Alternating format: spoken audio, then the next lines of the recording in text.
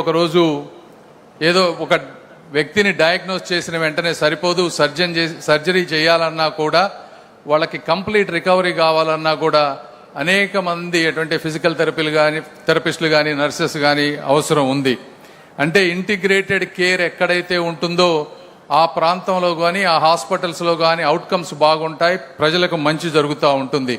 అదేవిధంగా integrated care ఉండటం వల్ల మీరు ఒకసారి చరిత్రలోకి వెళ్ళి చూస్తే అమెరికా లాంటి ప్రాంతంలో మయో క్లినిక్ లాంటి ప్లేసులు తీసుకున్నారంటే మిన్నెసోటాలోని ఒక మారుమూల గ్రామం, చిన్న ప్రాంతంలో మొదలైనటువంటి ఒక మయో క్లినిక్ ఈరోజు అమెరికాలో దాదాపుగా $17 బిలియన్ రెవెన్యూ, అంటే అమెరికాకి, ఆ రాష్ట్రానికి దాదాపుగా $7 బిలియన్ రెవెన్యూని ఆ ఒక్క రాష్ట్రంలో అది ఎక్కడుందో దాన్ని క్రియేట్ చేస్తూ ఉంది. అంటే $17 బిలియన్ రెవెన్యూ అంటే దాదాపు మనం 1,50,000 కోట్ల గురించి మాట్లాడుతూ ఉన్నాం. 70,000 మందికి ఉపాధి కలిగిస్తూ ఉంది.